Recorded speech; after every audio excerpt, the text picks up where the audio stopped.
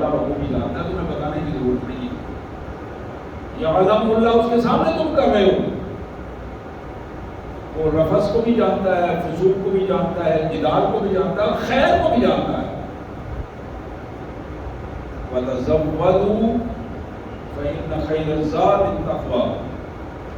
حج کرنے جا رہے ہو، اپنی ضرورت کا سامان لے کے جانا. وَتَزَوَّدُوا، زیادہ رات ضرورت کا سامان لے کے جانا. اور ہم تمہیں بتائیں کہ تمہاری ضرورتوں میں سب سے بہترین ضرورت پوری کرنے والی جو چیز ہے وہ اس کا نام تقویٰ ہے. اس سامان کو نہیں بھولنا. جو تمہاری دنیا داری کی ضرورتیں ہیں وہ پوری کر کے لے جاؤ، لیکن ہر معاملے میں تقویٰ کو یاد رکھو. فَإِنَّ خَيْرَ الزَّادِ التَّقْوَىٰ. بہترین ذات راہ جو تمہیں ہر جگہ پہ کام آئے گا اور ان تین چیزوں سے بھی بچائے گا، اس کا نام تقویٰ ہے. وَاتَّقُوا يَا أُولِي الْأَلْبَابِ. عقل والو، سمجھ والو، اللہ سے ڈر جاؤ. تم اللہ کی عبادت کرنے نکلے ہو، اللہ کی عبادت میں تقویٰ کو سب سے زیادہ ترجیح دو. تقویٰ اختیار کرو گے تو حج مقبول بن جائے گا. پھر ایک اور حکم قرآن نے بتایا، لیس جناح ان تبتغوا فضلا من ربکم.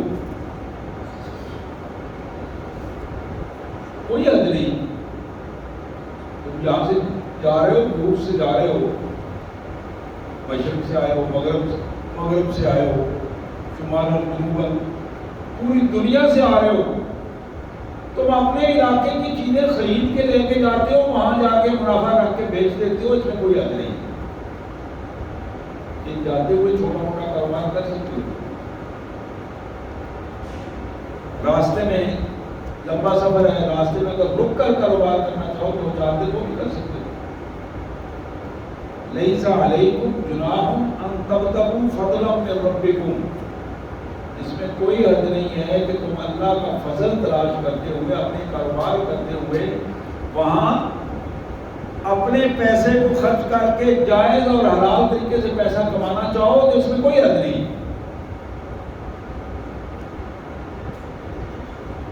اب دوسرا حکم فرمایا، فَإِذَا أَفَضْتُم مِّنْ عَرَفَاتٍ فَاذْكُرُوا اللَّهَ عِندَ الْمَشْعَرِ الْحَرَامِ وَاذْكُرُوهُ كَمَا هَدَاكُمْ وَإِن كُنتُم مِّن قَبْلِهِ لَمِنَ الضَّالِّينَ. جب تم عرفات سے فارغ ہو جاؤ، خطبہ حج سن لو اور وہاں سے رات کے ٹائم تمہیں نکلنا ہے تو راستے میں جاتے ہوئے مزدلفہ میں ٹھہرنا. عند المشعر الحرام، مشعر حرام کے پاس ٹھہرو اور وہاں کیا کرو؟ فاذکروا اللہ، اللہ کا ذکر کرو، تکبیرات پڑھو، اونچی آواز میں پڑھو، نیچی آواز میں پڑھو، مسلسل اللہ کی یاد اور اللہ کے ذکر میں رہو. وَاذْكُرُوهُ كَمَا هَدَاكُمْ. یہ مشعر حرام ہو، منا ہو، عرفات ہو، جو طریقہ میرے نبی نے تمہیں سکھایا ہے اس کے مطابق کرنا ہے. اس سے ہٹ کر اپنے جاہلی طریقوں کو اختیار نہیں کرنا، جاہلانہ روش نہیں اختیار کرنا. یہ میں اس کو اچھا سمجھتا ہوں تو میں نے یہ الفاظ کہہ رہا ہوں، اللہ فرمایا نہیں. وَاذْكُرُوا كَمَا هَدَاكُمْ. جس طرح تمہیں سکھایا گیا ہے میرے نبی کے ذریعے، میں نے اپنے نبی کے ذریعے جو تمہیں تعلیمات دیے ہیں ان کے مطابق تم کام کرو گے، اس سے ہٹ کے نہیں. یہ وہ وجہ تھی، حدیث میں آتا ہے، بخاری اور مسلم کی حدیث ہے، نبی رحمت صلی اللہ علیہ وسلم جب حج کے لیے نکلے تو منا سے پہلے بھی، منا کے بعد بھی، عرفات میں بھی بار بار آپ یہ اپنے صحابہ کو یہ ارشاد فرما رہے تھے، خذوا عنی مناسککم، خذوا عنی مناسککم. حج کے طریقے مجھ سے سیکھ لو، حج کے طریقے سیکھ لو، حج کے مناسک سیکھ لو، لے لو تاکہ تم ان چیزوں کو اگلی نسل تک پہنچا سکو اور امت کی رہنمائی کر سکو اور خود بھی ان طریقوں کے مطابق ڈھل جاؤ. اللہ فرماتے ہیں، من كنتم من قبل لمن الضالين. پہلے تو تمہارا جاہلانہ رویہ تھا.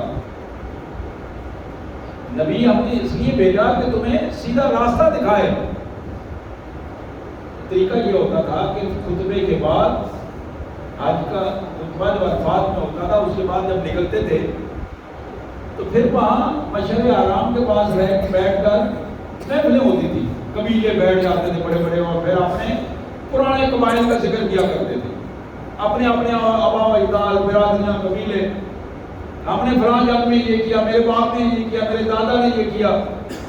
تو وہ پھر شاعرانہ انداز میں وہ کہانیاں سناتے, ایک دوسرے کو خوش ہوتے, نعرے لگتے. اللہ نے فرمایا میں کنت من قبل لمن الضالین, یہ پہلے جہلوں والا کام کرتے رہو. اب کیا کرنا ہے, فاذکروا کما ہداکم, جس طرح میرے نبی نے رہنمائی کی اس طرح کام کرو. ثم افیضوا من افاض الناس واستغفروا اللہ ان اللہ غفور رحیم. ثم افیضوا من افاض الناس, پھر مشعر حرام سے آگے جس طرح لوگ وہاں سے جب نکلتے ہیں تو لوگوں کے اس قافلے کے ساتھ تم بھی نکلو. وہاں رکنا نہیں ہے کہ ہم اپنی مرضی سے نکلیں گے. ڈسپلن ہے, اس ڈسپلن کے مطابق حجاج کرام جس طرح نکل رہے ہیں, آرڈر ہو گیا ہے, قافلہ نکلا ہے, افیدو تم بھی نکل کھڑے ہو. میرا ہمارے ساتھ جس طرح لوگ نکل کھڑے ہوئے ہیں. واستغفر اللہ, یہاں مشعر حرام سے نکلتے ہوئے زیادہ سے زیادہ اللہ کے حضور استغفار کرو. ان اللہ غفور رحیم, اللہ تبارک و تعالیٰ تمہارے گناہوں کو ضرور معاف فرمائے. فَإِذَا قَضَيْتُم مَنَاسِكَكُمْ, اور جب یہ مناسک حج تم پورے کر لو, فاذکروا اللہ کذکرکم آباءکم او اشد ذکرا, تو پھر تم وہاں اللہ کی یاد, اللہ کی تکبیرات, اللہ کا قرآن, اسماء الحسنہ, اللہ کی یاد, اللہ کا ذکر, اس کو پوری صلاحیتوں کے ساتھ وہاں کرو. بالکل اسی طرح کا ذکر کم آباءکم, جس طرح تم اپنے باپ دادے کا ذکر کرتے تھے. اور اشد ذکرا, اس سے بھی بڑھ کر تم اپنے مالک کے ساتھ اپنے تعلق کا اظہار کرو. اللہ کی یاد, استغفار, اللہ کی کبریائی, اللہ کی حمد, اللہ کی تسبیحات, تحلیلات. تو فرمایا فَمِنَ النَّاسِ مَن يَقُولُ رَبَّنَا آتِنَا فِي الدُّنْيَا وَمَا لَهُ فِي الْآخِرَةِ مِنْ خَلَاقٍ وَمِنْهُم مَن يَقُولُ رَبَّنَا آتِنَا فِي الدُّنْيَا حَسَنَةً وَفِي الْآخِرَةِ حَسَنَةً وَقِنَا عَذَابَ النَّارِ. فرمایا کہ کچھ لوگ اس مناسک حج کے دوران سارے اس عمل میں اللہ سے دنیا ہی مانگتے رہتے ہیں. اللہ سے دنیا ہی مانگتے رہتے ہیں. یا اللہ میرا کاروبار سیدھا کر دے, میرے بچوں کو ٹھیک کر دے, مجھے فلاں زمین دے دے, یا اللہ فلاں جگہ پہ میری شادی کر دے.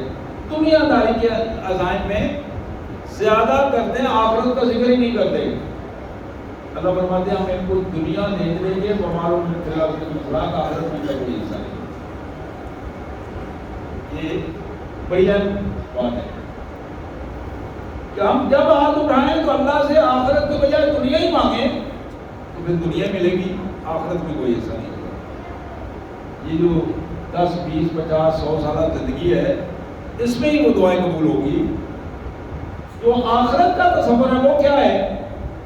اللہ نے فرمایا کہ میرے کچھ بندے, وَمِنْهُم مَن يَقُولُ, میرے کچھ بندے اس طرح بھی دعائیں کرتے ہیں, یا اللہ اس دنیا میں بھی ہمیں بہترین رزق عطا کر, بہترین عزت عطا کر, بہترین اسٹیٹس عطا کر, اور آخرت میں بھی ہمیں بہترین عزت, اسٹیٹس اور مقام عطا کر.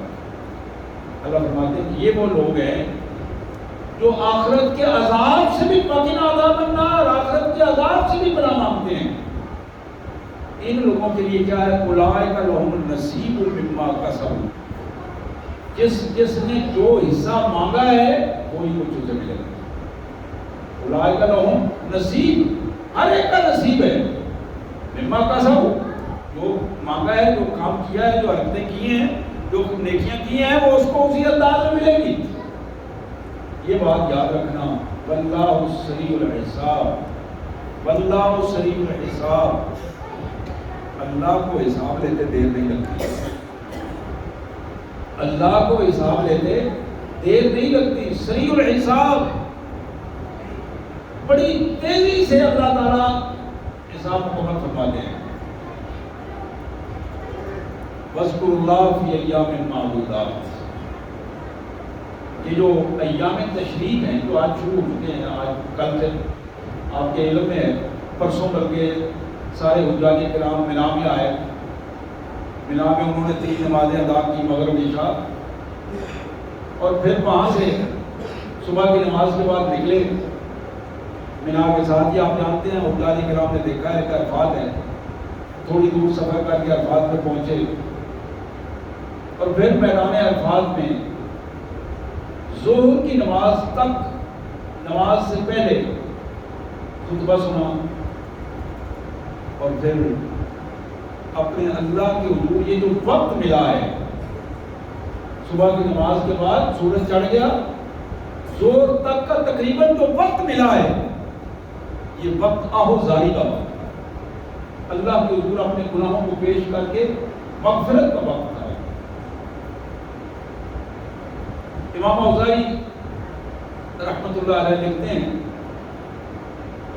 کہ میں ان لوگوں کو جانتا ہوں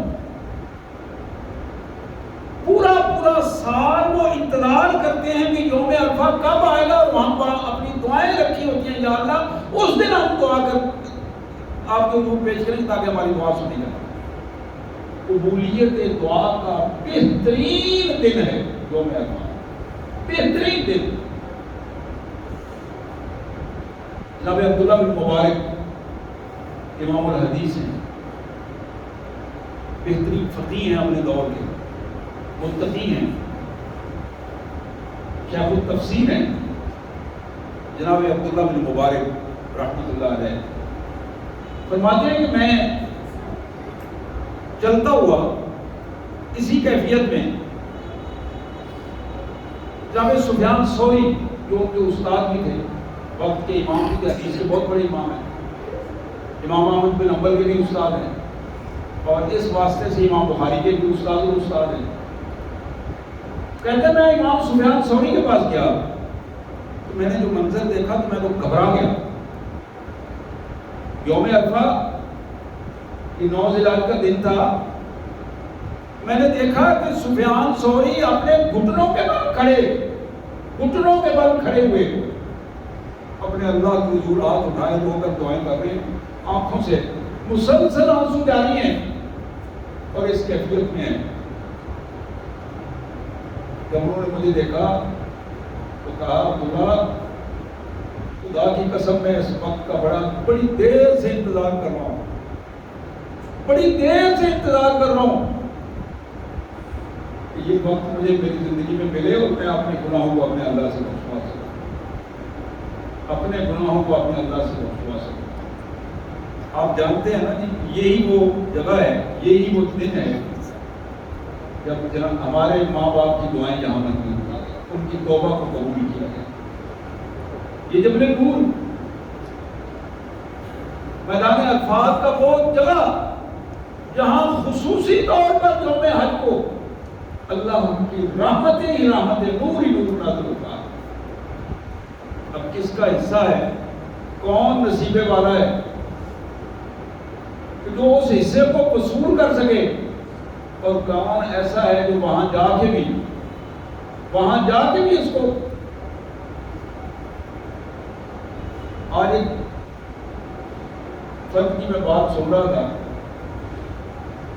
بڑی تلخ بات تھی، کہنے لگا کہ میرے اپنے سامنے بڑا سچا واقعہ ہے، میں مسجد نبوی میں موجود تھا اور یہ ایام حج تھے، اور ان دنوں میں مسجد نبوی کھچا کھچ بھری ہوئی تھی۔ یہ وہ دور تھا کہ جس دور میں کوشش کر کے لوگ پہلی صفوں میں چلے جاتے تھے۔ آج کل ذرا مشکل ہو گیا ڈسپلن کے اعتبار سے، لیکن 20-25 سال پہلے یہ آسانی ہوتی تھی کہ لوگ پہلی صفوں میں، دوسری صف تک مجھے بھی اتفاق ہوا مسجد نبوی میں کھڑے ہونے کا۔ یہ لیکن یہ بھی 2003 کی بات ہے. اس کے بعد مسلسل جو ہے وہ یہ پابندیاں لگتی چلی گئیں اور لوگوں کے ڈسپلن خراب ہونے کی وجہ سے اس کو زیادہ پابندیاں کہنے لگا کہ ایک شخص جس نے بڑی کوشش کر کے پہلی صاحب میں پہنچ گیا, بالکل امام صاحب کے پیچھے جو کھڑا تھا اس کے ساتھ کھڑا ہوا. امام صاحب نے قرات شروع کر دی, نماز شروع کی, اس کا موبائل بجنا شروع ہو گیا. اب جو وہاں ساؤنڈ سسٹم ہے وہ اتنا حساس ہے کہ بڑی دور سے کیچ کرتا ہے, ایک چھوٹی چھوٹی چیز, یعنی دنیا کا ٹاپ کا ساؤنڈ سسٹم ہے. پوری مسجد نبوی میں اور پورے مدینہ طیبہ میں وہ آواز جو ہے وہ پنجابی گانوں کی دھن لگی ہوئی تھی, اس پہ آواز آ رہی. اس نے کہا جتنا دکھ وہاں کھڑے ہوئے ہر فرد کو ہوا ہے, بے ساختہ آنسو آنا شروع ہو گیا کہ یہ کیا ہو گیا. اب نماز کے اندر کی کیفیت تھی, وہ بول بھی نہیں سکتا تھا. تو کہنے لگا کہ امام صاحب نے صرف نماز کے بعد اتنا کہا کہ اللہ کے بندو اتنا تو غور کر لیا کرو کہ کہاں آئے ہو, یہ جگہ کون سی ہے, کس جگہ پر. محمد کریم صلی اللہ علیہ وسلم کے سامنے, آپ کے روضہ انور کے سامنے یہ سب کچھ, اور پھر اس انداز میں تمہارے لیے تمہارا موبائل زیادہ اہمیت رکھتا ہے, اس کو تم بند نہیں کر سکتے, اس کو تم چھوڑ نہیں سکتے ہو. اور ہر جگہ پہ, اور آج کی دجالیت کا بدترین دجال اس دور میں یہ موبائل ہے, جو ہم سب کے ہاتھوں میں ہے, ہمارے بچوں کے ہاتھوں میں ہے, ہمارے اہل خانہ کے ہاتھوں میں ہے, سب کے ہاتھوں میں ہے, مفتیان اعظام کے بھی ہاتھوں میں ہے, خطیبوں کے ہاتھوں میں بھی, امام صاحب کے بھی ہاتھوں میں ہے. موبائل رکھنا تو کوئی جرم نہیں ہے, لیکن اصل جرم جو ہے اس کے استعمال کا ہے. کون فرد کس کو کب کتنا کنٹرول کر پاتا ہے, اس کو یہی پوزیشن ہے انسان کے, اپنے نفس کی یہی پوزیشن ہے, زبان کی بھی یہی پوزیشن ہے. کون کنٹرول کرتا ہے زبان پر, کون کنٹرول کرتا ہے اپنی نظر پر. نظر بھی آپ کو اچھا برا سب کچھ دکھائے گی, زبان بھی اچھا برا سب کچھ بول سکتی, ہاتھ بھی اچھا برا سب کچھ کر سکتی. تو یہاں ایک سارے پہلوؤں میں جو بنیادی چیز انسان پہ آتی ہے کہ بندہ مومن اپنے آپ کو کتنا کنٹرول کر سکتا ہے. اللہ نے فرمایا واللہ سریع الحساب, اللہ کو حساب لیتے دے رہی ہے. واذکروا اللہ فی ایام معدودات, یہ چند دن ہیں, یا ایام تشریق کے چند دن ہیں, ذی الحجہ کے 8-10 دن ہیں, یہ 7, 8, 9, 10 یہ ذی الحجہ کی ان کو ایام تشریق کہا جاتا ہے. ان میں اپنے آپ کو لگا دو اور پھر دیکھو کہ اللہ تبارک و تعالیٰ تمہارے قسمتیں کس طرح بدلتا ہے, دعائیں کس طرح سنتا ہے, تمہارے لیے آسانیاں کس طرح پیدا کرتا ہے. اپنے اندر وہ اخلاص کو پیدا کرو, اپنے آپ کو سطح پہ لے کے تو آؤ, اللہ کو محسوس تو کرواؤ کہ میرے مالک میں آ گیا ہوں, سب دنیا سے کٹ چکا ہوں, میں کٹ کے دنیا سے آپ کے حضور آپ کا بندہ ہوں اور آپ کے حضور حاضر ہو گیا. تو میں فمن تعجل فی یوم فلا اثم علیہ, جو بندہ قریب کا بندہ ہے وہ اگر صرف 2 دن ہی وہاں چلا جائے, 9 اور 10 کو, آج پڑھا ہے اس نے 10 کو قربانی کی ہے, تو میں فمن تعجل جسے جلدی ہے فی یومین, وہ 2 دنوں میں فارغ ہو جائے, کوئی حرج نہیں, فلا اثم علیہ. اگر وہ اخلاص کے ساتھ 2 دن پورے کر دیتا ہے فلا اثم علیہ, کوئی گناہ نہیں ہے. ومن تاخر, جو شخص وہاں رہنا چاہتا ہے, تاخیر کرنا چاہتا ہے, فلا اثم علیہ, اس کے لیے بھی کوئی گناہ نہیں ہے. 2 دن رہے, 4 دن رہے, مہینہ رہے, 2 مہینے رہے, 6 مہینے رہے. لمن اتقى, یہ بات یاد رکھنی ہے کہ جتنے لمحے بھی وہاں گزارو گے وہ تقویٰ کے ساتھ ہونے چاہیے. وہاں کا رہنا تمہارا اللہ کے قانون کی خلاف ورزی نہیں ہونی چاہیے. لمن اتقى, یہ دونوں سہولتیں اس بندے کے لیے ہیں جو متقی ہو, تقویٰ اختیار کرنا چاہتا ہے. واتقوا اللہ, اللہ کا تقوی اختیار کرو، اللہ سے ڈر جاؤ۔ وَاعْلَمُوا أَنَّكُمْ إِلَيْهِ تُحْشَرُونَ، اور جان لو کہ تم اسی کے سامنے اکٹھے کیے جاؤ گے، وہاں تم نے حساب دینا۔ یہ ایک پہلو تھا، ایک منظر تھا جو کائنات کے مالک نے ہمیں حج کے حوالے سے، جو آج کے حوالے سے ہمیں دکھایا ہے۔ اب اس پر دوسرا پہلو بھی اللہ نے دکھا دیا کہ تم کرتے کیا ہو، تم کیا کرتے ہو۔ اب اس میں اپنی تصویر دیکھ سکتے ہیں، میں بھی دیکھ سکتا ہوں، ہم سب دیکھ سکتے ہیں، میری بہنوں تک آواز پہنچ رہی ہے، وہ بھی دیکھ سکتی ہیں کہ ہم کرتے کیا ہیں۔ اللہ نے فرمایا وَمِنَ النَّاسِ مَن يُعْجِبُكَ قَوْلُهُ فِي الْحَيَاةِ الدُّنْيَا وَيُشْهِدُ اللَّهَ عَلَى مَا فِي قَلْبِهِ وَهُوَ أَلَدُّ الْخِصَامِ۔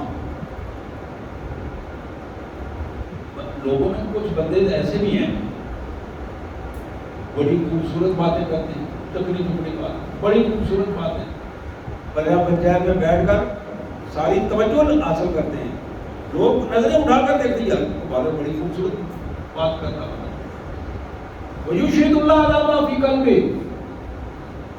اور بار بار کہتا ہے اللہ گواہ ہے میں جو بات کر رہا ہوں، اللہ گواہ ہے میں جو بات سچی کر رہا ہوں۔ وَيُشْهِدُ اللَّهَ، وہ گواہ بناتا ہے اللہ کو، مَا فِي قَلْبِهِ، کہ میرے دل میں جو کچھ ہے میں اللہ کو گواہ کر کے کہتا ہوں کہ وَهُوَ أَلَدُّ الْخِصَامِ، یہ بدترین جھگڑالو آدمی ہے، بدترین دین سے دور رہنے والا بندہ ہے، بدترین اپنی ذات کے چکر میں گھرا ہوا ہے، اپنی ذات سے باہر نہیں نکلنے کا، اپنی ذات کو پروجیکٹ کر رہا۔ وَهُوَ أَلَدُّ الْخِصَامِ۔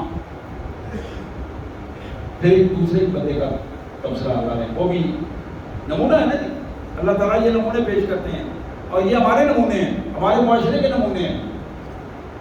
یعنی حج کیے ہے، حج کیا ہے، عمرہ کیا ہے، لوگوں کے سامنے باتیں کرتا ہے، کمال، واہ، ایسی ایسی منظر پیش کر دیتا ہے، لیکن کردار کے اعتبار سے بدترین کردار ہمارے، نہ اپنی زبان کی حفاظت ہے، نہ اپنی نظر کی حفاظت ہے، نہ دل و دماغ کی حفاظت۔ دوسرا منظر اللہ نے فرمایا وَإِذَا تَوَلَّى سَعَىٰ فِي الْأَرْضِ، جب یہ حج عمرے نمازوں سے الگ ہو کر جب اپنے دنیا داری میں جاتا ہے، گلی محلے میں جاتا ہے، چودھری صاحب جب ڈیرے پہ بیٹھ جاتے ہیں، ایم پی اے صاحب جب ڈیرے پہ بیٹھ جاتے ہیں، ایم این اے صاحب بیٹھتے ہیں، یہ جو افسر صاحب ہیں وہ جب اپنی کرسی پہ بیٹھے ہوتے ہیں، جج صاحب جب اپنی کرسی پہ بیٹھے ہوتے ہیں، وَإِذَا تَوَلَّى سَعَىٰ فِي الْأَرْضِ لِيُفْسِدَ فِيهَا وَيُهْلِكَ الْحَرْثَ وَالنَّسْلَ وَاللَّهُ لَا يُحِبُّ الْفَسَادَ۔ پھر کیا کرتے ہیں؟ زمین میں فساد بھرنے کے فیصلے کرتے ہیں۔ سعیٰ فی الارض، زمین میں ان کی پوری کوشش کیا ہوتی ہے؟ لیفسد فیہا، زمین کو فساد سے بھر دیں۔ لیکن وہ کہتے نہیں ہیں، یہ کہتے کیا ہیں؟ ہم تو خیر خواہ ہیں، قوم کی خیر خواہی سے ہم تو راتوں کو جاگتے ہیں، دن کو جاگتے ہیں، پوری محنت کر کے اس قوم کی خیر خواہی کے لیے کام کر رہے ہیں۔ لیکن ہوتا کیا ہے؟ لیفسد فیہا، زمین میں فساد پھیلاتے ہیں، ایسے ایسے فیصلے میں لوگ آپس میں لڑنا شروع کر دیتے ہیں، ایسے ایسے فیصلے میں لوگ خودکشیاں کرنا شروع کر دیتے ہیں، ایسے ایسے قوانین کی قانون سازی ہوتی ہے اس انداز میں کہ لوگوں کے لیے زندگی میں جینا اجیرن ہو جاتا ہے۔ وَيُهْلِكَ الْحَرْثَ وَالنَّسْلَ، ان کے ان بدترین فیصلوں کی وجہ سے کسان کی کھیتیاں برباد ہو جاتی ہیں، زمینداروں کی زمینیں برباد ہو جاتی ہیں، ان کی فصلیں تباہ ہو جاتی ہیں۔ پھر والنسل، ان کی ذلت اور رسوائی اور ذلت آمیز فیصلوں کی وجہ سے ملک کی نسلیں تباہ ہو جاتی ہیں، نسلیں تباہ ہو جاتی ہیں۔ حالانکہ اللہ نے یہ فیصلہ دے دیا ہے کہ اللہ لا یحب الفساد، اللہ نہ فساد کو پسند کرتا ہے نہ فسادی کو پسند کرتا ہے۔ اب ایک تیسرا منظر بھی اللہ نے ہمارے سامنے رکھا۔ آپ کہیں گے کہ یہ کیسے حج کے فیصلے ہیں؟ قرآن میں دونوں تصویریں دکھائی ہیں کہ حاجی صاحب کا کردار کیا ہونا چاہیے۔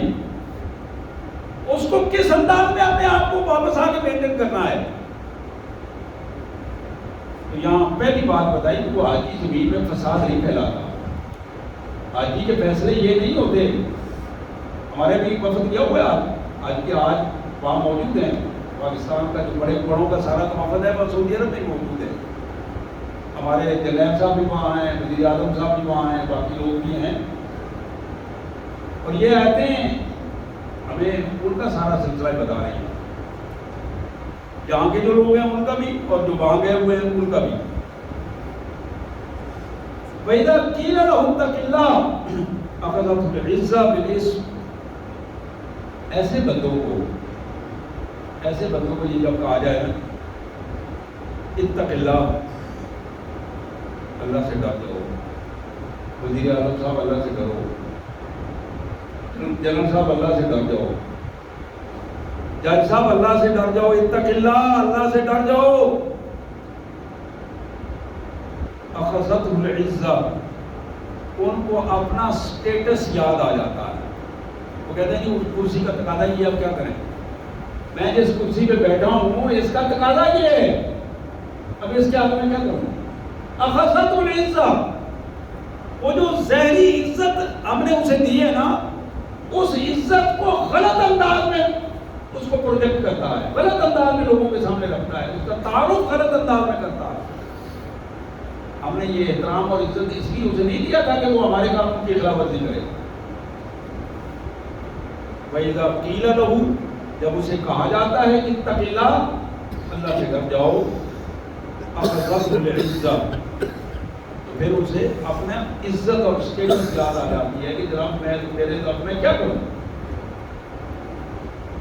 اللہ فرماتے ہیں اور پھر ہم تمہیں بتائیں تم کیا کرتے ہو. فحسبہ جہنم, ہم نے تمہارے لیے تیار کر رکھی ہے جہنم, بھڑکتی ہوئی آگ. وَلَبِئْسَ الْمِہَادُ, اور تمہیں وہاں جا کے پتہ چلے گا وہ ٹھکانہ کس طرح کا ہے. بدترین ٹھکانہ ہے جس میں تمہیں اپنی زندگی کے سارے لمحات گزارنے ہوں گے. اب ایک آخری منظر جو اللہ نے دکھایا ہے, اوپر 3 باتیں لگائی, 3 قسم کے لوگوں کا. اور چوتھا بندہ کون ہے, وہ بھی لوگ موجود ہیں. وَمِنَ النَّاسِ, لوگوں میں ایسے لوگ بھی ہیں, مَن يَشْرِي نَفْسَهُ ابْتِغَاءَ مَرْضَاتِ اللَّهِ, جس بندے نے اپنے آپ کو اپنے اللہ کے دین کے لیے لگا دیا ہے. وہ بھی بندہ ہے, حج کر کے آیا, عمرہ کر کے آیا ہے, کسی پر روک نہیں ہے, کسی کے سامنے کوئی ڈڈورا نہیں پیٹا, کوئی ڈھول ڈمکا نہیں کیا, کوئی شور شرابہ نہیں ہے. جو سیلفیاں اور یہ کہانیاں اور لے کے سیلفی حرم سے ادھر بھیجنا, میں اب فلاں جگہ پہ کھڑا ہوں, اب فلاں جگہ پہ کھڑا ہوں, یہ کر رہا ہوں, وہ کر رہا ہوں, یہ تو عبادتوں کو برباد کر دینے والی چیزیں ہیں, تباہ کر دینے والی چیزیں ہیں. وَمِنَ النَّاسِ, لوگوں میں ایسا بندہ, مَن يَشْرِي, جس نے بیچ دیا ہے, لگا دیا ہے, بیچ دیا ہے نفسہ, اپنے آپ کو, اس لیے ابتغاء مرضات اللہ, اللہ کی رضا کو تلاش کرنے کے لیے دن رات لگا دیا. اس نے اپنے آپ کو لگا دیا ہے عاجزی اور انکساری کے ساتھ, اپنے مالک کے دین کے ساتھ اٹیچ کر دیا ہے. واللہ رؤوف بالعباد, اللہ بڑا مہربان ہے اپنے بندوں پر. جو بندے اللہ کے لیے اپنے آپ کو لگا دیتے ہیں, پھر اللہ ان کو بلاتا نہیں ہے, اللہ ان کو دور نہیں ہونے دیتا. اللہ اپنی رحمتیں, فضل, مہربانیاں, دعاؤں کی قبولیت اپنے ان بندوں کے لیے رکھتا ہے. اب میرے بھائیوں, آخر میں اللہ نے خطاب فرمایا. اس سے پہلے یا ایھا الذین آمنوا کا لفظ نہیں آیا, یہاں آخر میں یا ایھا الذین آمنوا, یہ ساری باتیں بتا کے فرمایا ادخلوا فی السلم کافہ. یا ایھا الذین آمنوا ادخلوا فی السلم کافہ, ایمان والو پورے کے پورے اسلام میں داخل ہو جاؤ. تمہاری مسجد میں بھی اسلام ہے تو دکان پر بھی اسلام ہونا چاہیے, بازار میں بھی اسلام ہونا چاہیے, تمہاری شادیوں میں بھی اسلام ہونا چاہیے, تمہارے غمیوں میں, پریشانیوں میں بھی اسلام ہی کو رہنمائی دینی چاہیے. تمہاری اسمبلیوں میں بھی اسلام ہونا چاہیے, تمہاری سپریم کورٹوں اور ہائی کورٹوں میں بھی اسلام ہونا چاہیے. یا ایھا الذین آمنوا ادخلوا فی السلم کافۃ ولا تتبعوا خطوات الشیطان. شیطان کے دیے ہوئے نظام کے مطابق نہ چلو, شیطان کے دیے ہوئے نظام کے مطابق نہ چلنا. انہ لکم عدو مبین, وہ تمہارا دشمن ہے, کھلا دشمن ہے, اس دنیا میں بھی ذلیل کر دے گا اور آخرت میں بھی تمہیں ذلت اور رسوائی کا نمونہ بنا دے گا. فَإِن زَلَلْتُمْ مِن بَعْدِ مَا جَاءَتْكُمُ الْبَيِّنَاتُ, اگر تم نے ہماری ساری باتیں جو سنی ہیں, تم نے ایک ایک بات ہم نے بتا دی تمہیں. فَإِن زَلَلْتُمْ مِن بَعْدِ مَا جَاءَتْكُمُ الْبَيِّنَاتُ, قرآن کے یہ احکامات سننے کے بعد پھر تم نے حرکتیں وہی رکھی جو پہلے تھی تمہاری, انہی ضلالتوں میں پڑے رہے, دنیا داری کے چکر میں جھوٹ بھی بولتے رہے, بددیانتیاں بھی کرتے رہے, بدتمیزیاں بد اخلاقیاں بھی کرتے رہے, دوسروں کے حصے بھی کھاتے رہے, اور پھر اپنے آپ کو متقی مسلمان بھی سمجھتے رہے. بلا تتبعوا خطوات الشیطان, یاد رکھو شیطان کے دیے ہوئے نظام سے بچ جاؤ. انہ لکم عدو مبین, یہ دشمن ہے, بڑا برا دشمن ہے, یہ معافی نہیں دیتا. جب تک بندے کو ذلیل کر کے, جو اس کے ساتھ لگتا ہے, جب تک اسے ذلیل کر کے جہنم میں نہیں پہنچا دیتا, اس وقت تک اس کا پیچھا نہیں چھوڑتا. انہ لکم عدو مبین. اب ایک آخری آیت رہ گئی. اللہ فرماتے ہیں هل ينظرون الا ان ياتيهم الله في ظلل من الغمام والملائکہ وقضی الامر والى الله ترجع الامور. کیا خیال ہے, انتظار کر رہے ہو کہ اللہ خود نیچے آگے تمہیں سمجھائے گا؟ هل ينظرون الا ان ياتيهم الله, انتظار کر رہے ہو کہ اللہ تعالیٰ خود آئے, بادلوں میں چھپا ہوا اور اچانک نکلے اور تمہیں خود وہ خطاب کرے اور فرشتے اس کے سارے ارد گرد ہاتھ باندھے کھڑے ہوں؟ اس منظر کا انتظار کر رہے ہو؟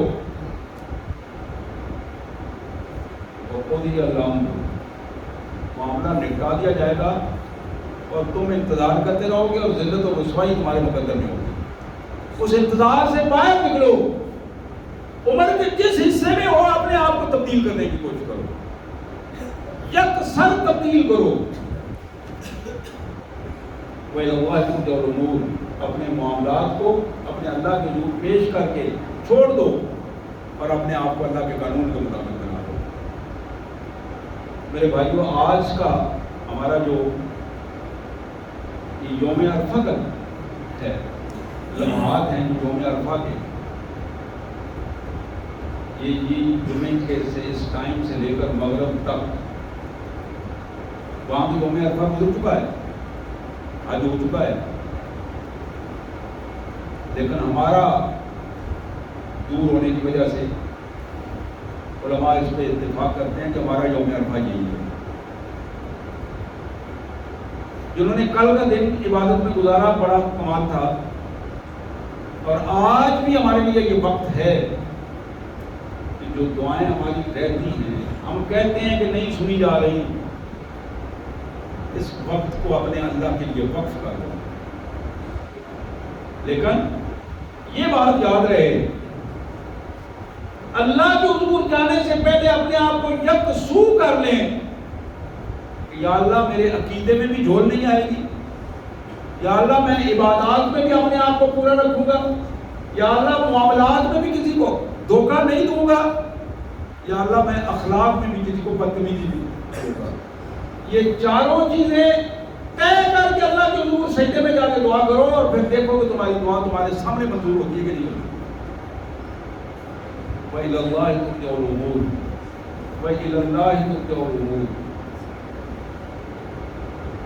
میں عرض کر رہا تھا یہ جمعے سے لے کر یہ ٹائم جو ہے, خاص کر عصر سے مغرب کا ٹائم جو بتایا گیا ہے حدیث مبارک میں, اور امت مسلمہ کے شیوخ نے جو بتایا, عصر سے مغرب تک یوم عرفہ کو حضور اکرم صلی اللہ علیہ وسلم ایک حدیث بات بیان کر کے میں اپنی بات کو سمیٹ دیتا ہوں. ایک صحابی عرض کر رہے تو حج والے دن ہی حضور صلی اللہ علیہ وسلم سواری کے تشریف فرما دیں. انہوں نے کیا یاد رکھ کیا اللہ تعالیٰ میرے سارے گناہ معاف کر دے گا؟ آپ نے فرمایا ہاں اللہ گناہ معاف کر دے گا مگر حقوق العباد معاف نہیں ہوں گے. اللہ کو حقوق ہے تم معافی مانگو اللہ تعالیٰ معاف کر دیں گے. سچے دل سے معافی مانگو, اپنے آپ کو تبدیل کر دیں. وہ بڑا پریشان ہوا کہ اللہ سے تو معافی مل جائے گی لیکن بندوں کا کام جو ہے وہ کیسے ملے گا؟